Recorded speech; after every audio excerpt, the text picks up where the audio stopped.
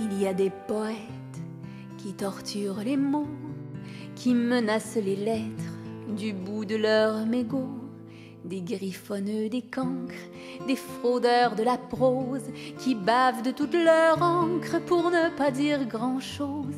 Et il y a vous, oui, il n'y a que vous, ignorant ceux qui trichent, écrivant avec goût, rimant on ne peut plus riche, faisant autant de jaloux que de gens qui vous récitent, qui quand ils vous imitent ne vous arrivent pas aux genoux. Oui, il n'y a que vous, maîtrisant le crayon et devenant du coup plus grand que l'émotion, plus grand que les pays, qui plantent vos refrains au creux de leur jardin, qui embaument l'esprit.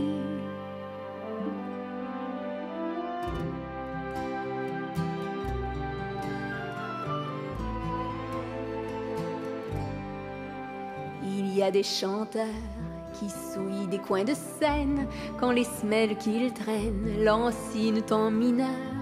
Ils cachent leurs yeux vides, se tordent et puis se plaignent d'une sourde voix qui saigne de longs couplets liquides.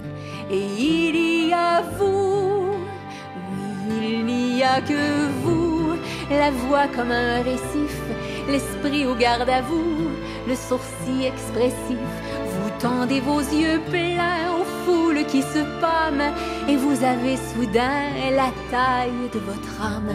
Vous êtes plus grand que vous, vous trônez comme un roi. Les mots sont des bijoux qui vous tombent des doigts et on les porte en nous, ce qui fait que voilà, quand vous rentrez chez vous, vous ne nous quittez pas.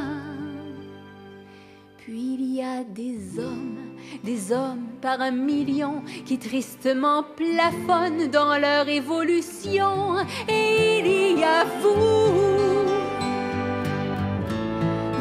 si intemporel, si grand mais si fragile, penché comme un bon ciel au-dessus de votre famille.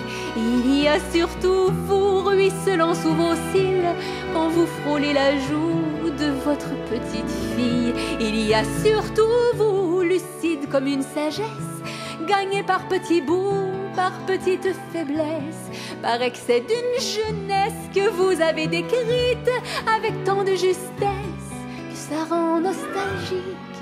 Il y a surtout vous, 20 ans et tant de poussière, que vos cheveux du cou sont tout de blanc couverts. Il y a surtout vous qui m'ouvrez votre cœur. Il y a surtout vous pour mon plus grand bonheur.